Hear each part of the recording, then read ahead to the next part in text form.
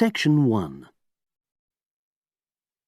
You will hear a woman being interviewed by a market researcher in a health club about her membership of the club. First, you have some time to look at questions 1 to 5.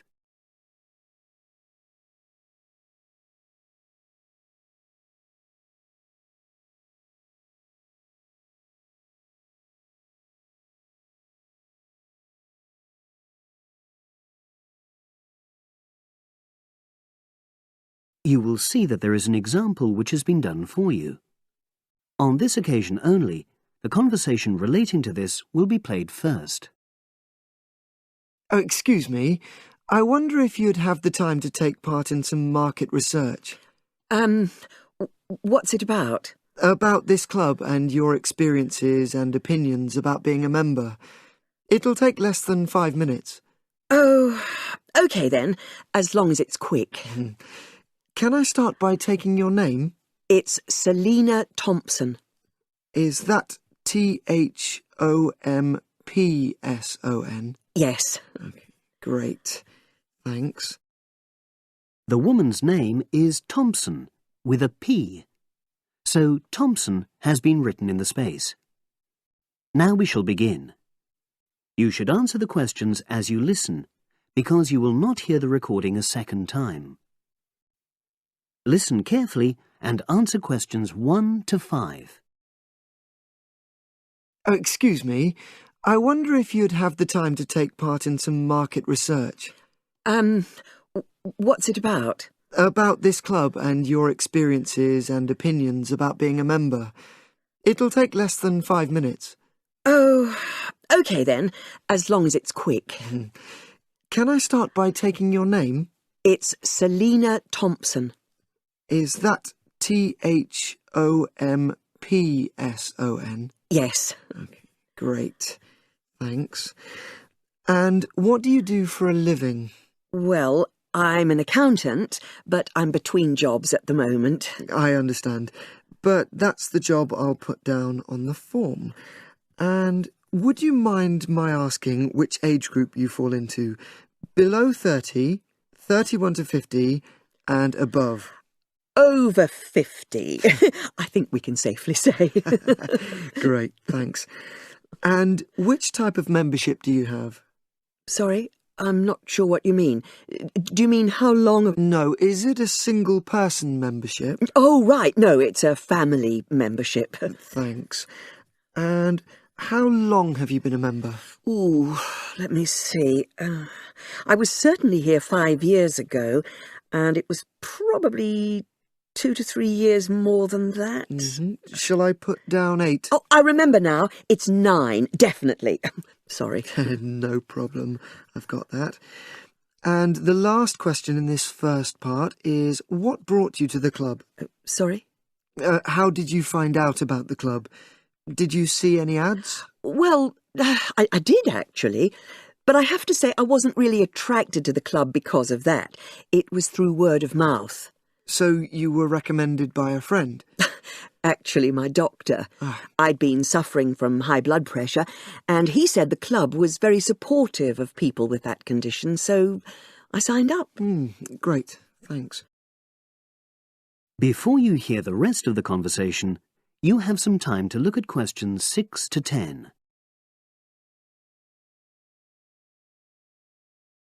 Now listen and answer questions 6 to 10.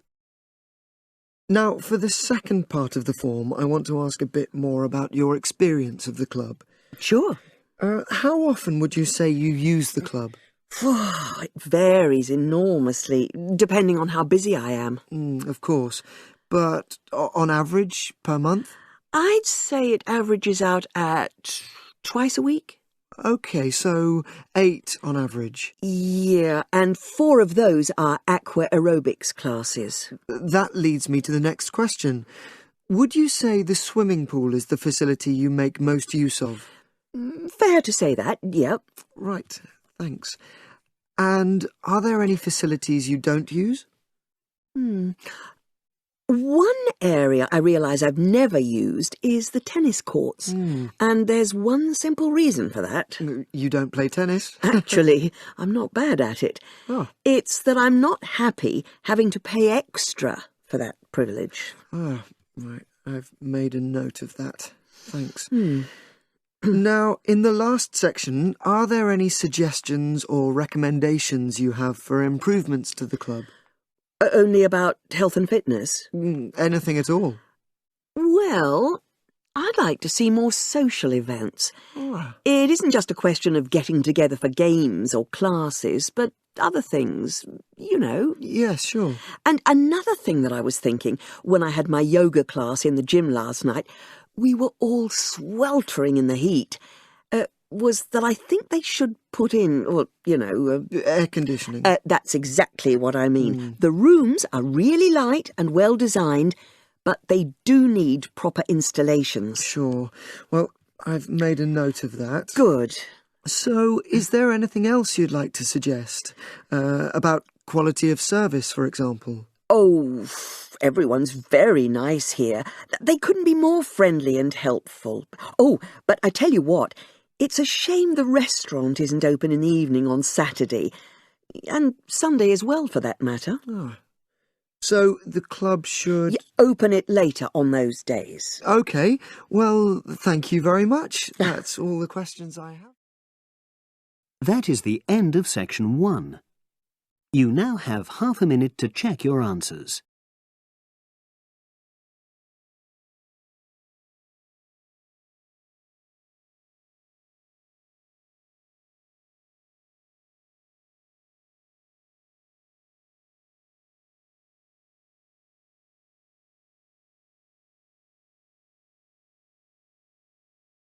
Now turn to section 2. Section 2. You will hear a trainer giving a talk to people who want to learn outdoor survival skills. First, you have some time to look at questions 11 to 16.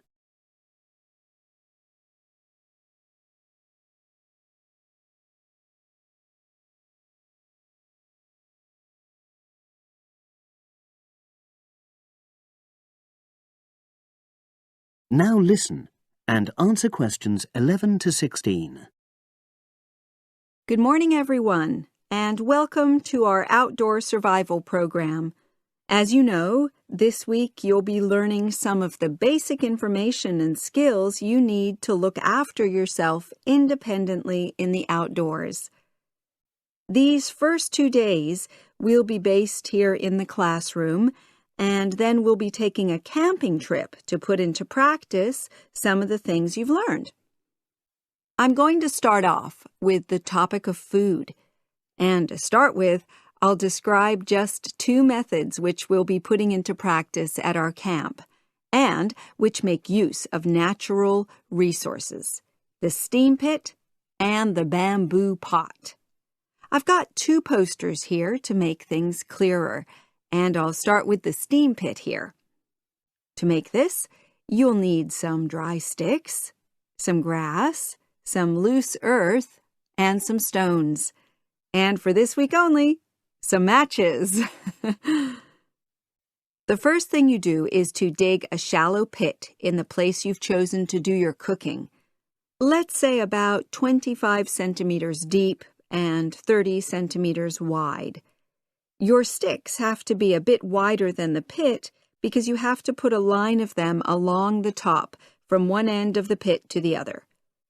Before setting light to these, you take some large stones and arrange them on top.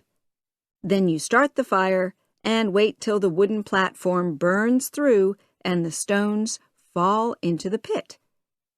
At this point, brush away any pieces of hot ash from the stones. You can use a handful of grass, and then take another stick and push it down into the center of the pit, between the stones. After that, you cover the whole pit with a thick layer of grass. And then you can put your food on it, wrapped in more pieces of grass, like parcels. Finally, cover the whole thing with earth. You have to pat it firmly to seal the pit. Then all you have to do is take the stick out and pour a bit of water into the opening that it leaves. It should take about 4 hours for your food to cook, as it cooks slowly in the steam that's created inside the pit. Now you have some time to look at questions 17 to 20.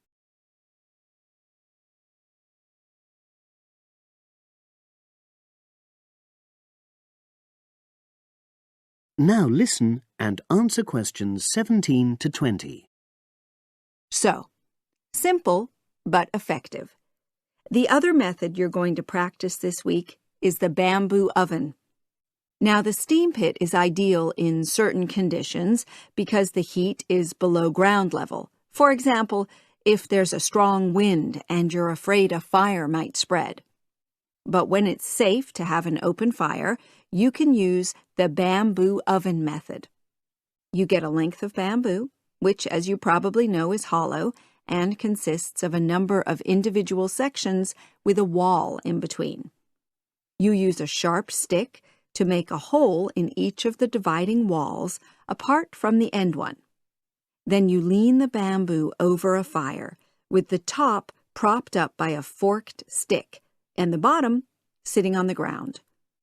You pour enough water in the top to fill the bottom section, and then light a fire underneath that section to heat the water. Then you put your food inside the top section, and the steam coming up the bamboo through the holes you made cooks it. I'm going to move on now to food itself and talk about some of the wild plants you might cook. I'm going to begin with fungi. That's mushrooms and toadstools.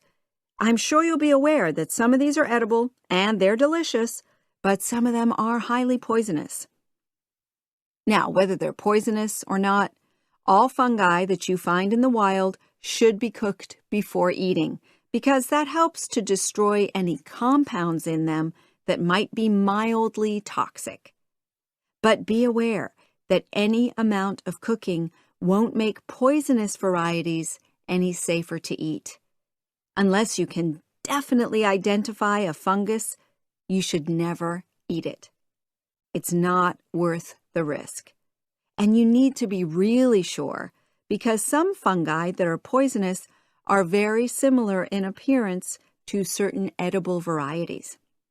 They can easily be mistaken for each other. So, having said all that, fungi are delicious when they're freshly picked, and although they are only moderately nutritious, they do contain minerals which the body needs. I'll move on now to leafy plants, which are generally... That is the end of section 2.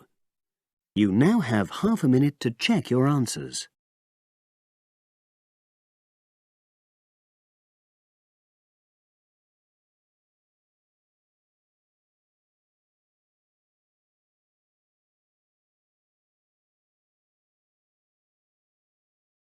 Now turn to section 3. Section 3. You will hear a woman called Phoebe, who is training to be a teacher, talking to her tutor called Tony about research he has done in a school. First, you have some time to look at questions 21 to 25.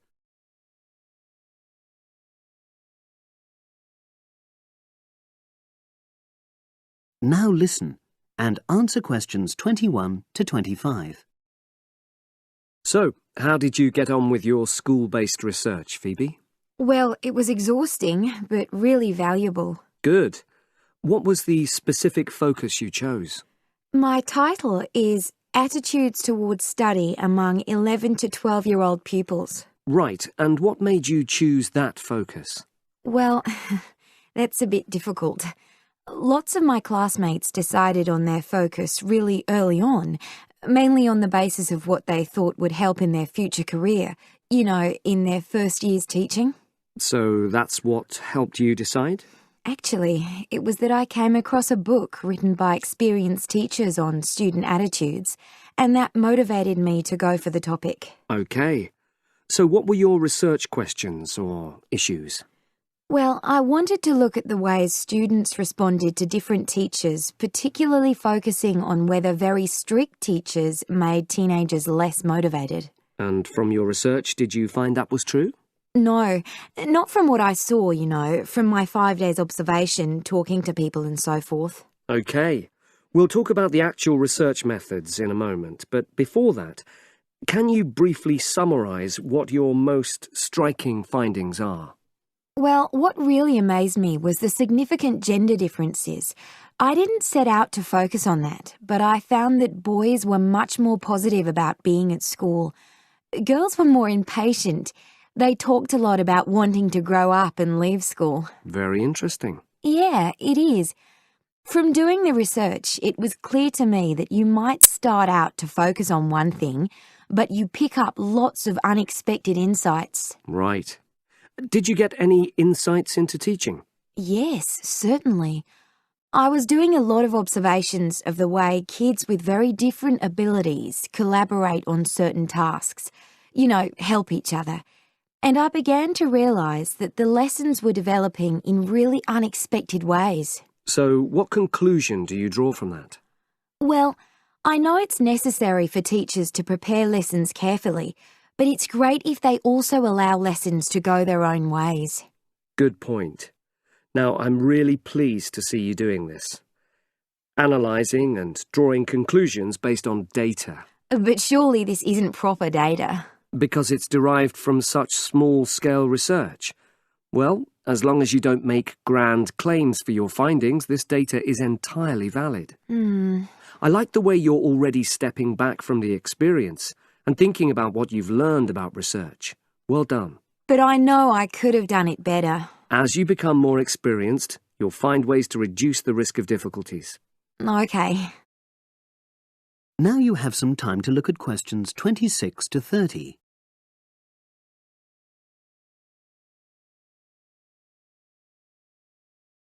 Now listen and answer questions 26 to 30. So, let's look in more detail at how you gathered your data. Let's start with lesson observation. Well, it generally went quite smoothly. I chose my focus and designed my checklist. Then teachers allowed me into their classes without any problems, which surprised me. It was afterwards that the grueling work started. Yeah, it's very time-consuming, isn't it? Making sense of analysing your observation notes. Absolutely. Much more so than interview data, for example. That was relatively easy to process, though I wanted to make sure I used a high-quality recorder to make transcription easier. And I had to wait until one became available. Right. And did you interview some kids as well? In the end, yes. I talked to 10, and they were great. I'd imagined I'd be bored listening to them, but... So it was easy to concentrate? Sure. One of the teachers was a bit worried about the ethics, whether it was right to interview young pupils, and it took a while for him to agree to let me talk to 3 of the kids in his class, but he relented in the end. Good. What other methods did you use? I experimented with questionnaires, but I really regret that now. I decided to share the work with another student, but we had such different agendas it ended up taking twice as long. That's a shame. It might be worth you reflecting on ways you might improve on that for future projects. You're right, yeah. OK. And the other thing I did was stills photography. I didn't take as many pictures as I'd hoped to. Lack of time? It's pretty easy just snapping away, but I wanted each snap to have a purpose, that would contribute to my research aims, and I found that difficult. Well, that's understandable, but remember... That is the end of section 3. You now have half a minute to check your answers.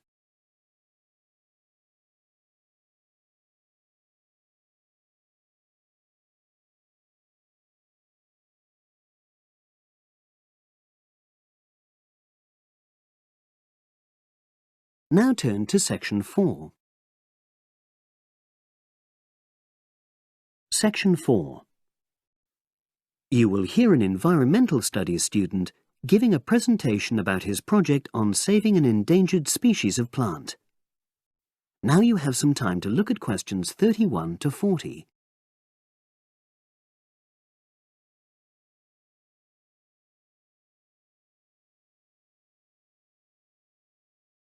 Now listen and answer questions 31 to 40.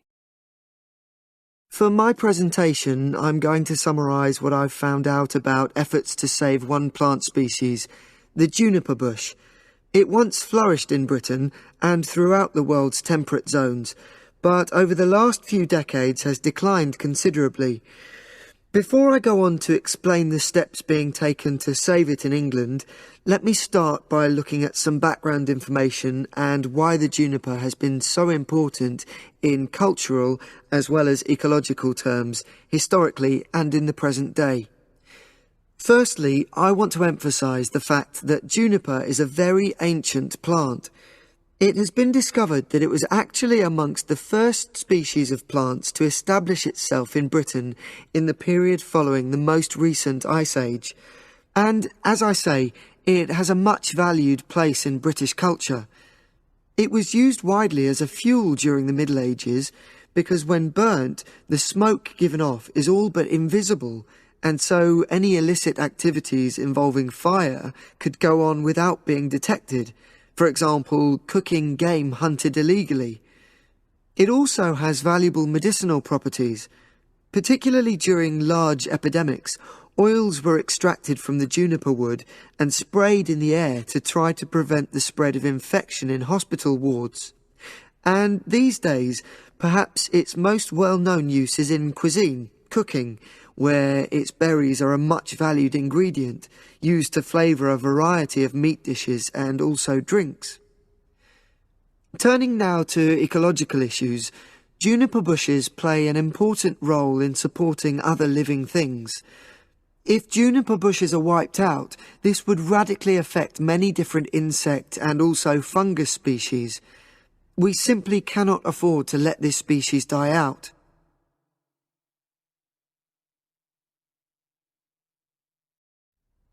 So, why is the juniper plant declining at such a rapid rate?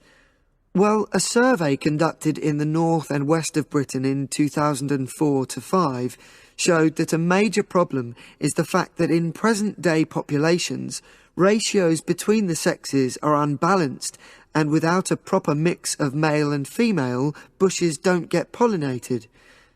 Also, the survey found that in a lot of these populations, the plants are the same age, so this means that bushes grow old and start to die at similar times, leading to swift extinction of whole populations. Now, the charity Plant Life is trying to do something to halt the decline in juniper species. It's currently trying out 2 new major salvage techniques, this time focusing on lowland regions of England. The first thing it's trying is to provide shelters for the seedlings in areas where juniper populations are fairly well established. These, of course, are designed to help protect the plants at their most vulnerable stage. A further measure is that in areas where colonies have all but died out, numbers are being bolstered by the planting of cuttings which have been taken from healthy bushes elsewhere.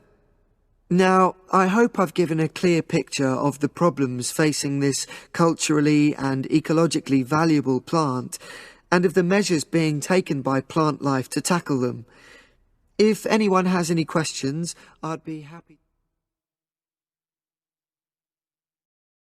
That is the end of section 4. You now have half a minute to check your answers.